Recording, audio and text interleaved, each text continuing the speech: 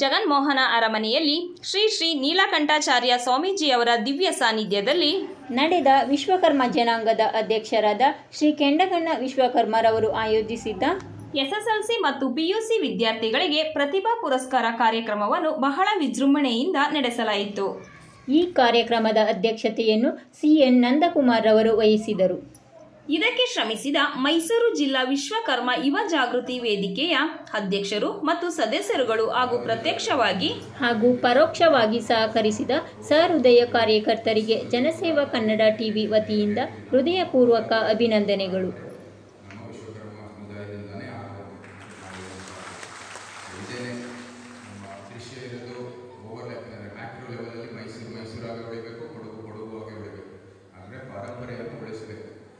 ಎಲ್ಲಕ್ಕಿಂತ ಮುಖ್ಯವಾದದ್ದು ಅದರ ಜೊತೆಗೆ ಆಧುನಿಕ ಕಾಲಕ್ಕೆ ಸೂಕ್ತವಾದ ಅಭಿವೃದ್ಧಿ ಪಾರಂಪರ್ಯ ಮತ್ತು ಸೂಕ್ತವಾದ ಸೌಲಭ್ಯಗಳಿದೆ ಅದನ್ನು ಕೂಡ ಜಾರಿ ಮಾಡಬೇಕು.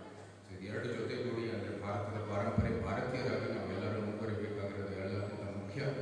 ಮುಂಬರುವ ವರ್ಷಗಳಲ್ಲಿ ನಮ್ಮ ಮುಂಬರುವ ಪೀಳಿಗೆ ಒಳ್ಳೆಯ ವಾತಾವರಣ ಸೃಷ್ಟಿಸುವಂಥದ್ದು ಅವಕಾಶ ಬಂದಿದೆ. ಅದೆಲ್ಲನೂ ನಾವು ಎತ್ತಿ ಹಿಡಿಬೇಕಾಗಿರೋದು ಬಹಳ ಮುಖ್ಯವಾದದ್ದು.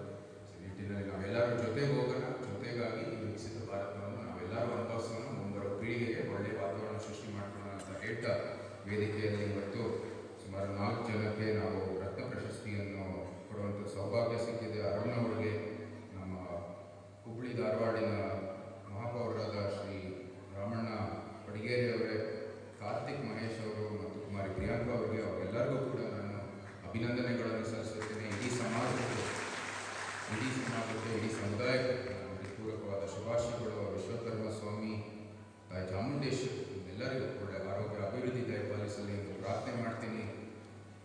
ಜೈ ಹಿಂದ್, ಜೈ ಕನ್ನಡ. ಸಬ್ಸ್ಕ್ರೈಬ್ ಬಟನ್ ಮೇಲೆ ಕ್ಲಿಕ್ ಮಾಡಿ ಹಾಗೂ ನಮ್ಮ ಹೊಸ ವಿಡಿಯೋ ನೋಟಿಫಿಕೇಷನ್ಗೋಸ್ಕರ ಪಕ್ಕದಲ್ಲಿ ಕಾಣುವ ಬೆಲ್ ಬಟನ್ ಮೇಲೆ ಕ್ಲಿಕ್ ಮಾಡಿ ಹಾಗೂ ಲೈಕ್ ಮಾಡಿ, ಶೇರ್ ಮಾಡಿ, ಕಮೆಂಟ್ ಮಾಡಿ.